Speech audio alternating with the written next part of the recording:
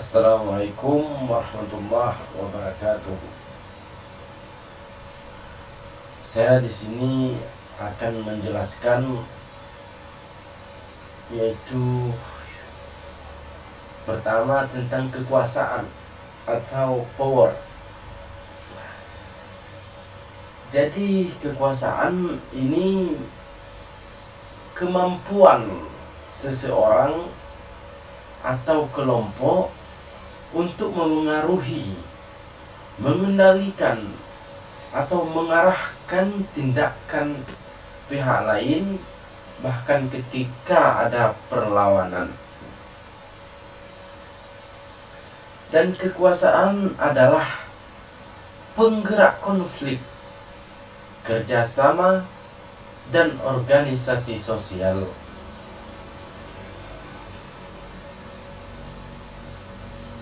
Kekuasaan yang hanya bergantung pada paksaan atau ancaman tidak menjamin keberlangsungan jangka panjang, cenderung rapuh, membutuhkan biaya sosial dan politik yang tinggi. Contoh,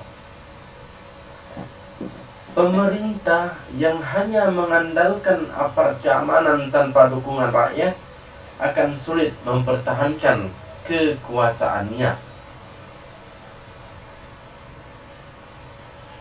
Jadi di sini harus kerjasama antara pemerintah dan masyarakat itu sendiri agar kesempurnaan terjaga dalam berbangsa dan bernegara. Dan seterusnya itu legitimasi atau legitimasi. Legitimasi ini yaitu kepercayaan dan pengakuan masyarakat bahwa kekuasaan yang dijalankan adalah sah, benar, dan pantas ditaati. Ini berarti sudah mendapatkan pengakuan. Inilah dimaksud legitimasi ini. Sudah ada surat benar di dalamnya. Jadi ada makna penting di dalam legitimasi, yaitu legitimasi mengubah kekuasaan menjadi otoritas yang sah. Ketaatan masyarakat bersifat sukarela, bukan karena takut.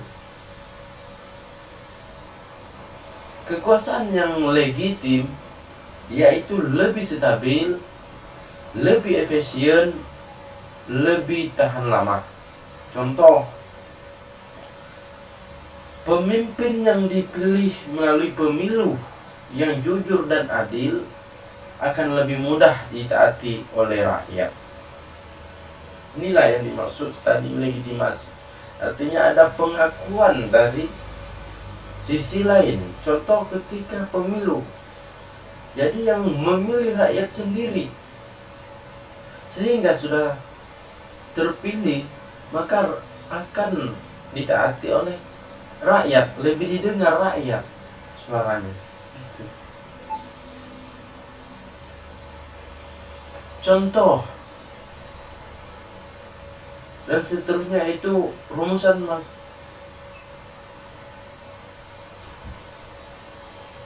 Jadi kesimpulannya yaitu kekuasaan, kemampuan memengaruhi orang lain. Legitimasi yaitu pengakuan masyarakat atas kekuasaan tersebut. Kekuasaan tanpa legitimasi tidak stabil. Kekuasaan dengan legitimasi menjadi otoritas yang sah.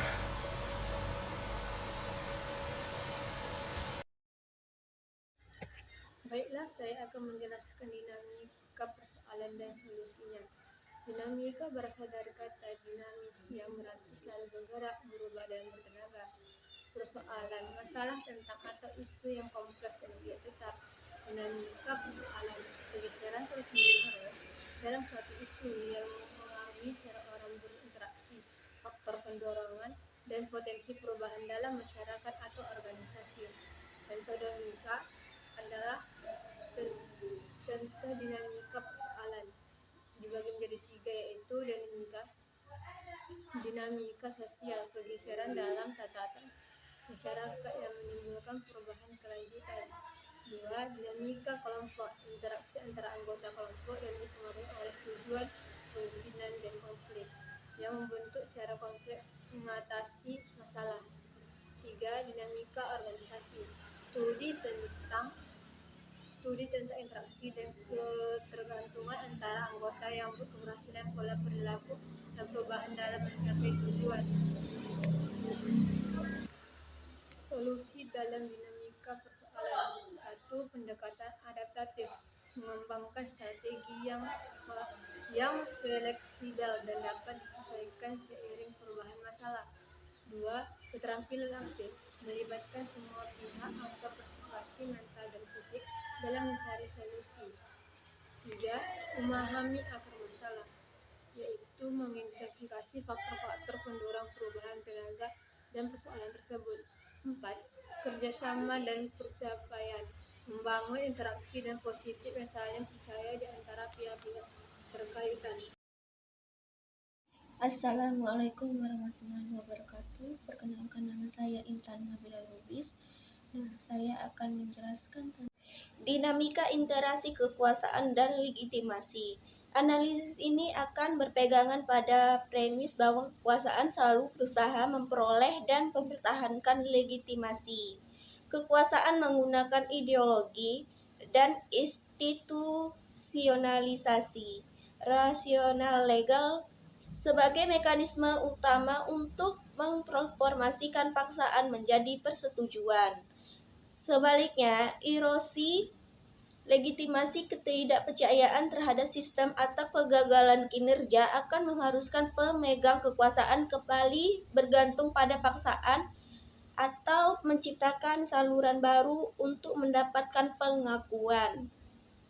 Melalui lensa teori ini, analisis akan menguraikan bagaimana keseimbangan antara kekuasaan legitimasi menentukan sifat dan berkelanjutan tantangan politik.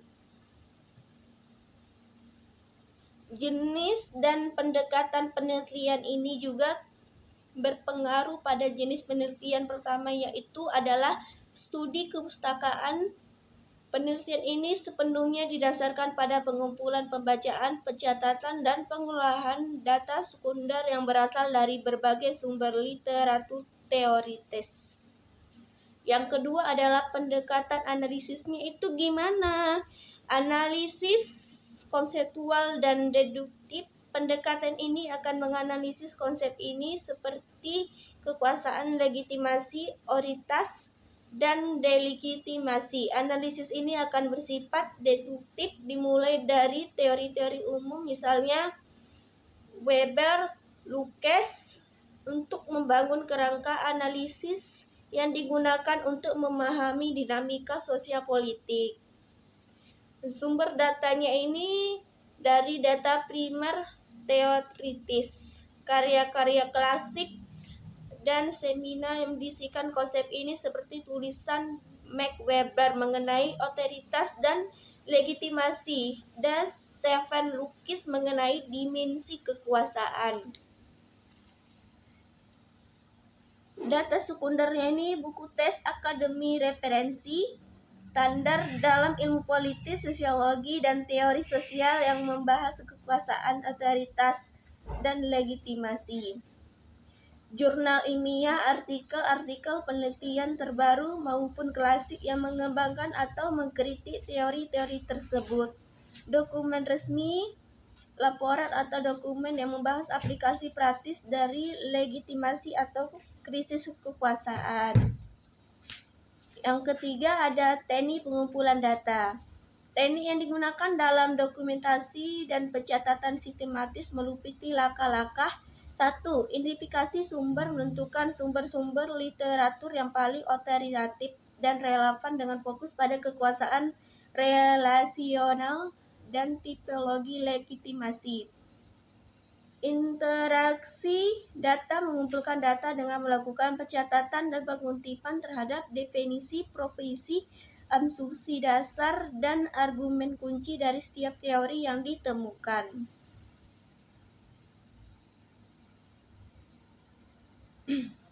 Yang ketiga ada klasifikasi dan kategorisasi, mengelompokkan data yang telah diekstrakan berdasarkan kategori teoritis yang telah ditetapkan. Lukas dikelompokkan terpisah dari data. Keempat ada selanjutnya masuk yang keempat, yaitu teknik analisis data. Teknik analisis yang digunakan adalah analisis kualitatif. Dengan langkah-langkah pertama, reduksi data. Yang kedua, penyajian data. Yang ketiga, penarikan kesimpulan. Yang pertama tadi reduksi data, memilah dan menyaring data apapun itu datanya. Yang kedua adalah penyajian data, gimana kita menyajikan data tersebut dalam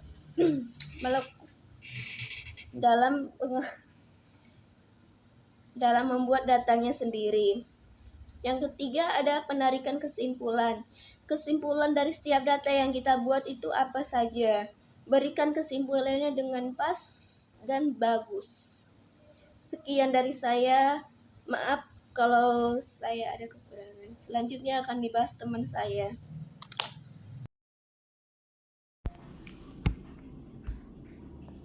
Assalamualaikum warahmatullahi wabarakatuh.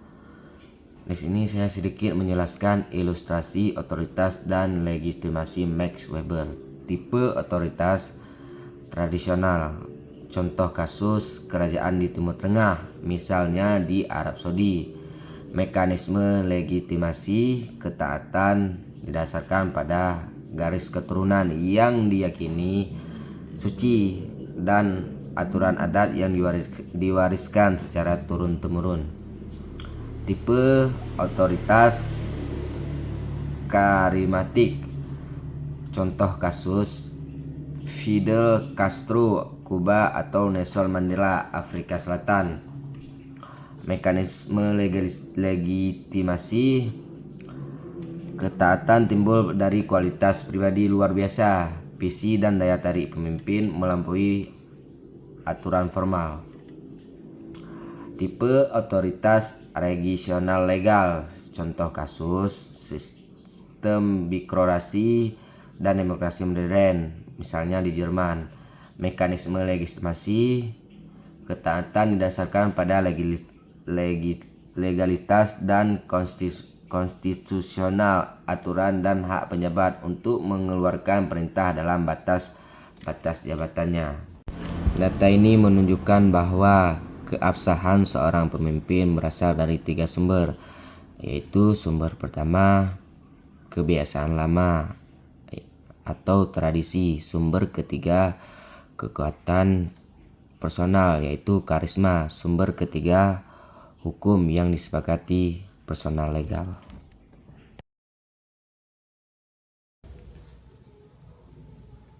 Dua, manfaat praktis atau aplikatif. A. Wawasan bagi pengambil kebijakan, memberikan wawasan kritis kepada para pemimpin dan pengambil kebijakan mengenai pentingnya legitimasi sebagai fondalitas stabilitas.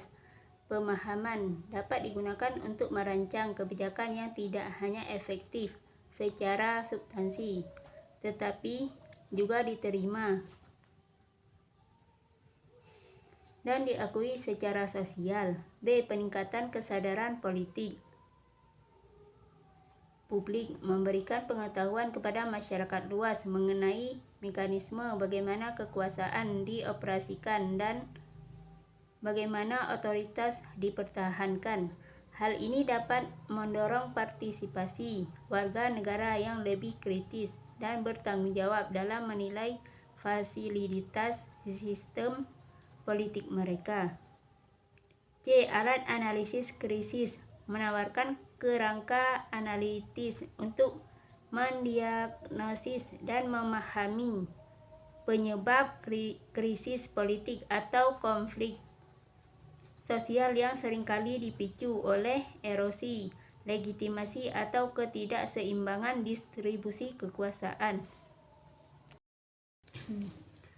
Assalamualaikum warahmatullahi wabarakatuh. Di sini saya akan menjelaskan manfaat penulisan. 1. Manfaat penulisan teoritis atau akademis. A. Penganyaan literatur ilmu politik.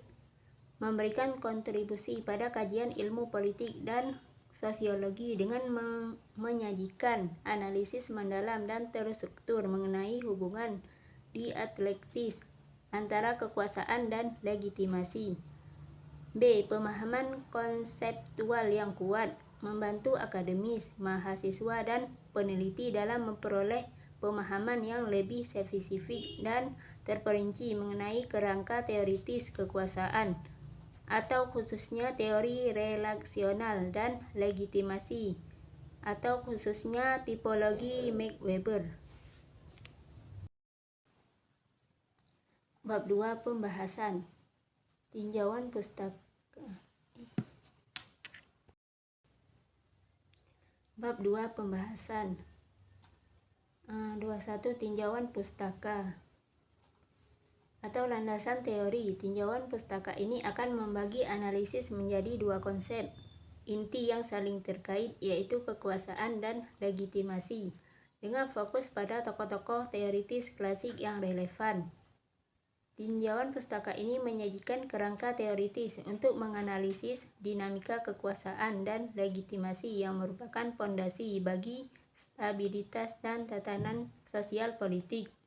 1. Konsep dan teori kekuasaan. Kekuasaan adalah kemampuan untuk mencapai hasil yang diinginkan. Kali melibatkan kendali atas orang lain. Studi kekuasaan tidak hanya berfokus pada